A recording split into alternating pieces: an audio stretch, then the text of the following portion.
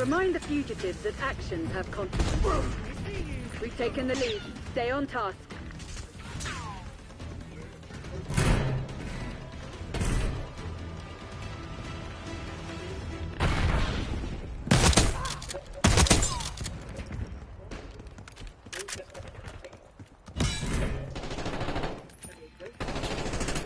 They're done.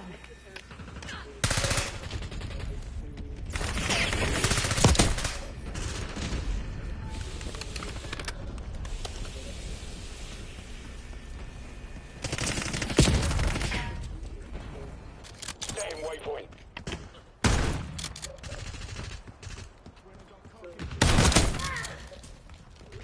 Oops. Disregard.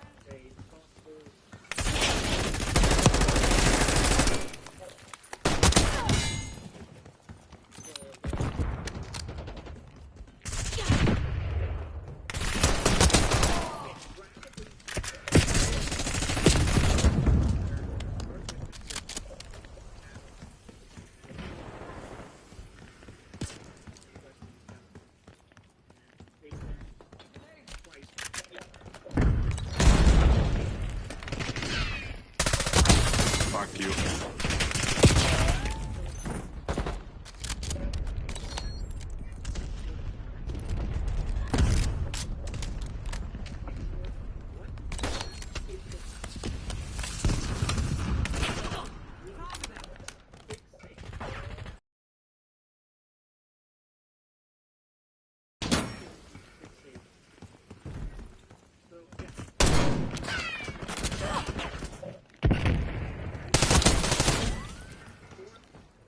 TACOM, requesting recon overhead.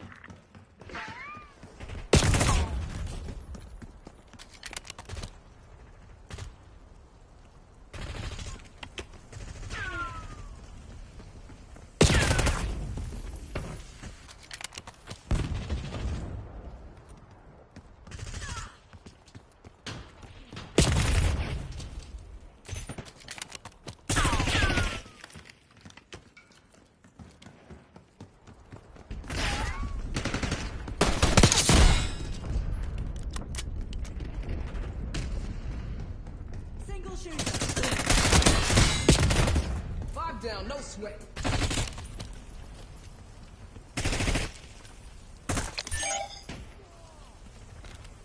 Right. Coming to contact.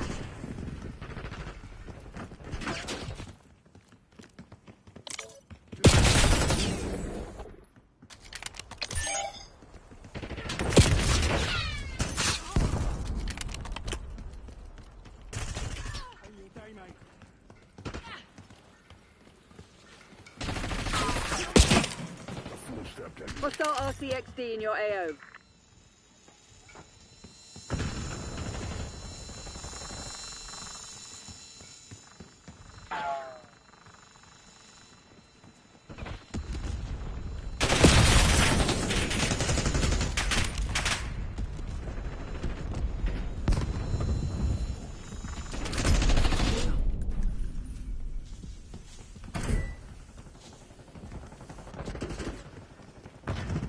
Really nice to see you again.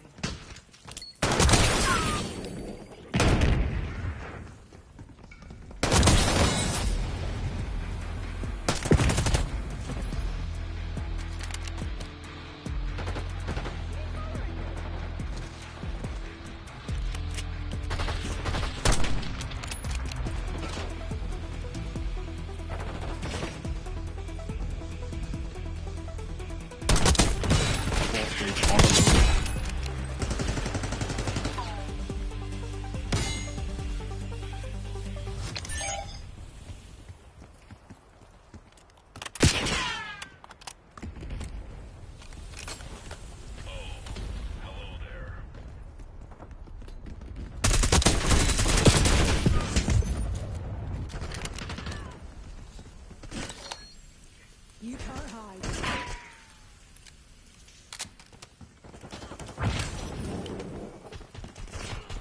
Guess that makes us even.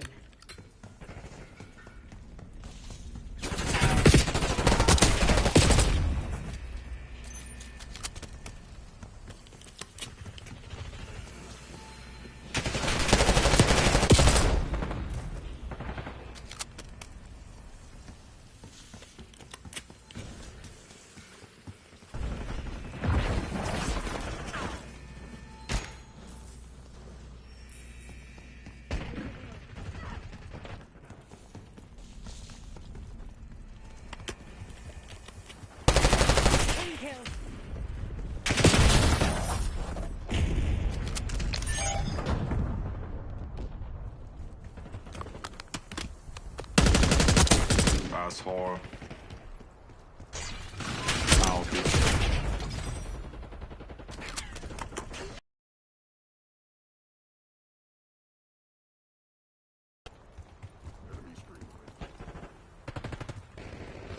Flashbang out.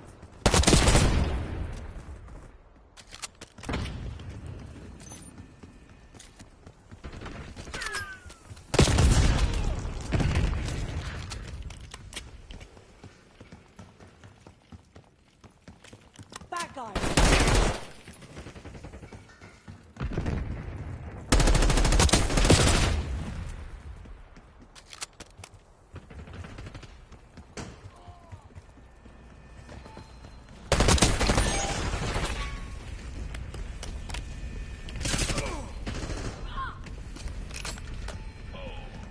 We're ahead. Let's stay alert.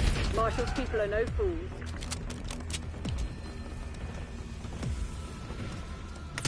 Deploying Archangel.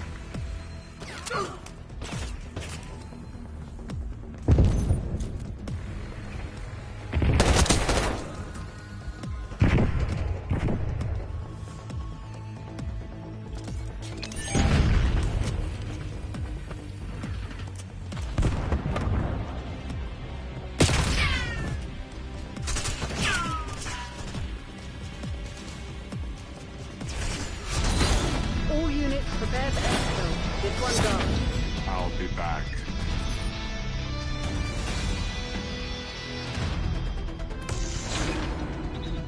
Fantastic. Hostile shooter. People in small departments are just going. Enemy down.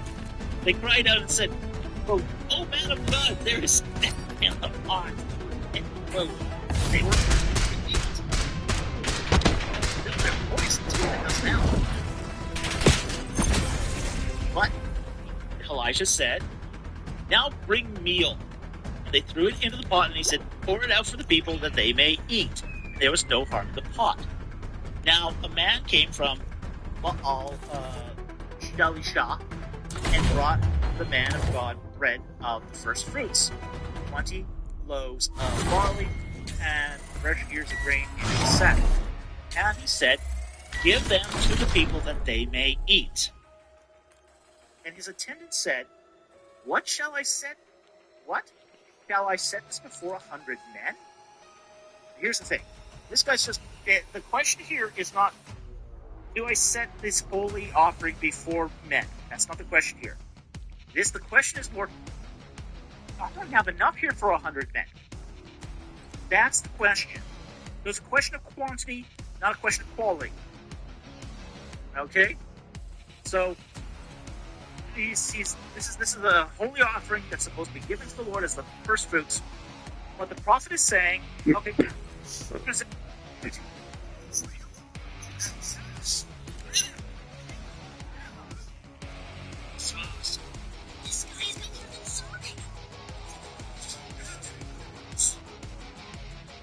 present this to these men.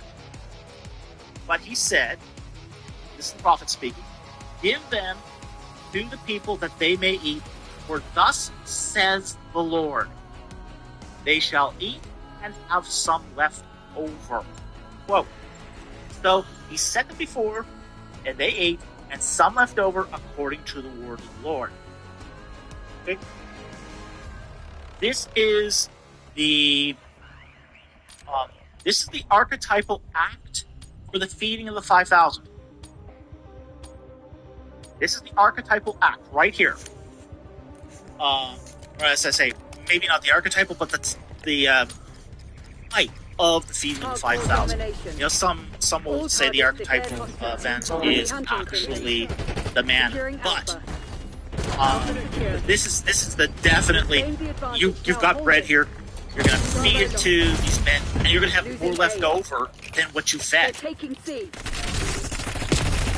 Okay, so this is that archetypal event, and yeah, it was an okay thing to do because it came by direct divine revelation, and God did use the feet of this to feed His priests. Okay? So this is just the Lord redistributing from, say, feeding of the priests, feeding reaping of his profits. That's what he's doing here. And God is free to make that direction however he Controlling wants. Bravo. You know, they're both going to men that serve God. That's the point. Is the first fruits, that would be going to probably priests to We're eat. losing Alpha. Whereas, say, in this redirection, it's a typological event.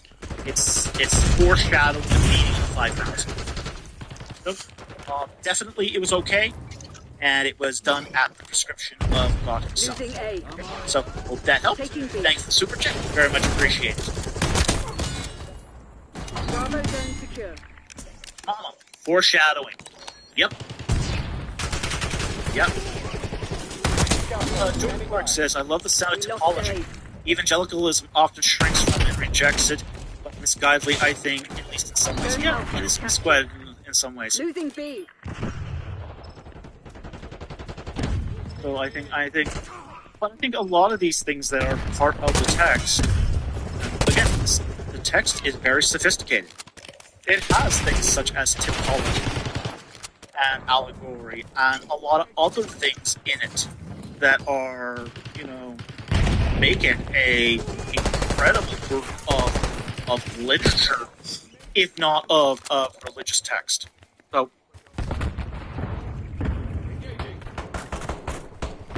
So yeah, I think there has been other evangelicals that have Losing rejected it, Bravo. but I don't think it's a sound thing to reject. I think the early church clearly was into typology, and so was the Apostle Paul. So Paul also, you know, used typology. Losing B. It was just a common method of We lost B. interpretation back then. Okay.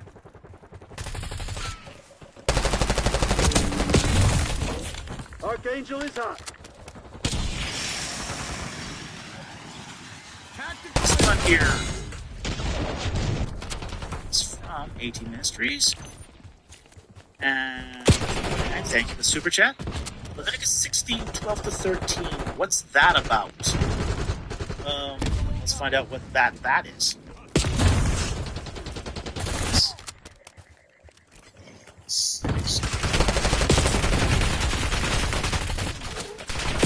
Oh, you fucking faggot. Okay. Clarification text. No. Verse 12 says, and he shall take a fire pan to hold coals from a fire on the altar before the Lord, and 2 handfuls of finely ground sweet incense made inside the veil. So this is going into the tabernacle. Going into the tabernacle with a censer of coals without burning everything down. I'm not sure how that happens, but okay, they do it. And he put incense on the fire before the Lord, and the cloud of incense may cover the mercy seat that is on the ark of the testimony, lest he die. This is called purification. Okay. So what's happening here is we see purification is when you use incense to purify something ritually. A lot of ancient Near Eastern cultures did this.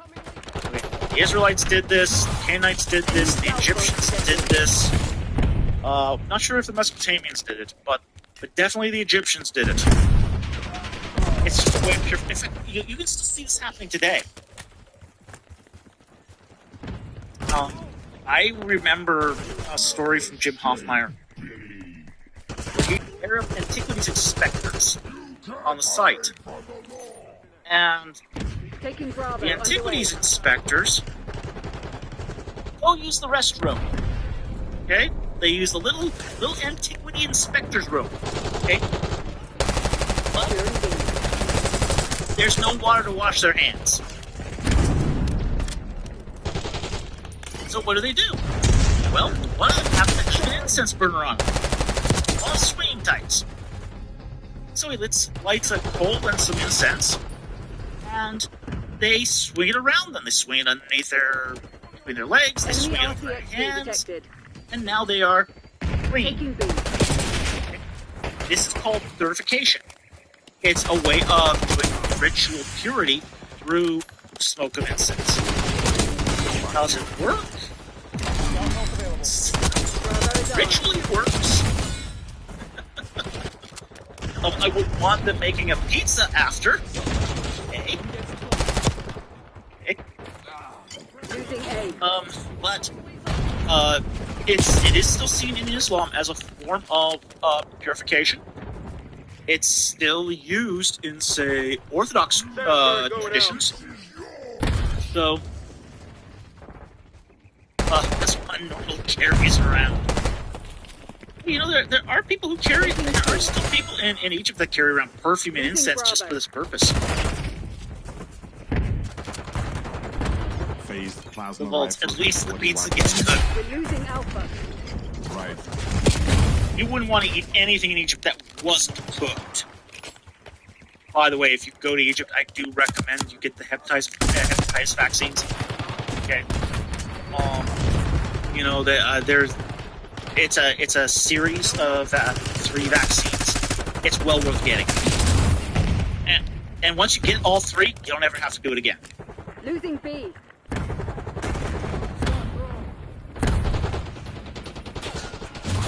Now, the first one will give you some immunity immediately. So you only actually need the first one to do the trick.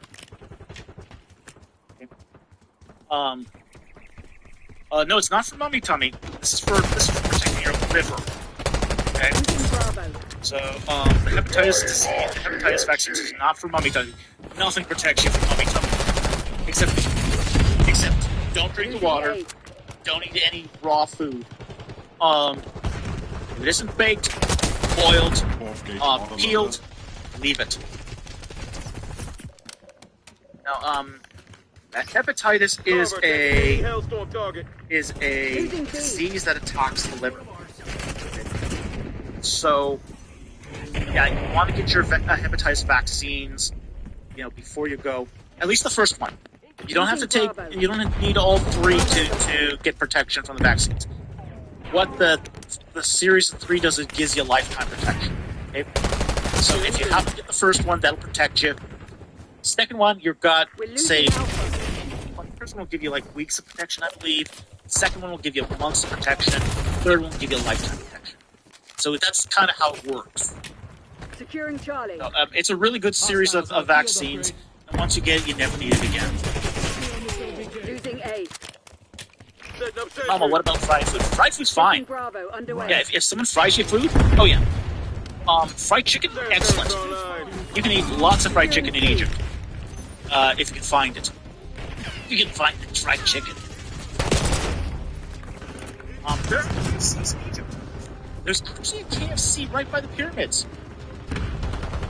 So, I don't think we can go into the KFC, but there is one there. You never know. Could be. Securing B. Yeah, you can get fried food next. You know, if someone serves you French fries. They do serve you French. You can get French fries in Egypt, and you know, perfectly edible, acceptable, and you know, McDonald's serve you French fries. KFC serve you French fries.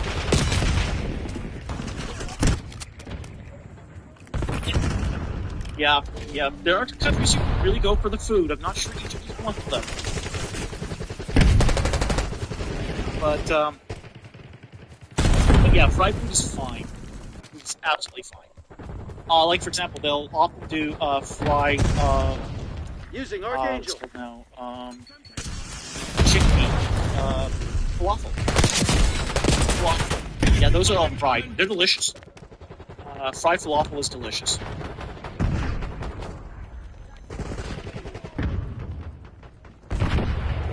This question if he's had camel too. Yes, I've had camel. That's delicious. There's a very good camel restaurant in Luxor. You're supposed to be the CIA's best. Act like it. We lost B. Taking B. Okay, so perfect fire. We're losing Charlie. It is called Al Sahabi Lane Restaurant. And not shockingly, it's on Al Sahabi Lane. And Al Sahabi Lane, now this is restaurant. So are very sophisticated and were used at the time of these attacks. So basically, you can say that all those literary devices aren't really literary devices, they're just the results of redaction. Criticism, or a redactor, is lazy. It's lazy. It's terrible exegesis. Now, if you go through a text and you can't find a good literary reason, you can't find a good historical reason, you can't find a good textual reason, maybe as a last resort, you could resort to explaining the text through redaction criticism. But it's really the worst kind of explanation. I to be honest, I have not seen, apart from, say, spelling and grammatical correction, and those are probably the two exceptions, spelling and grammatical updating.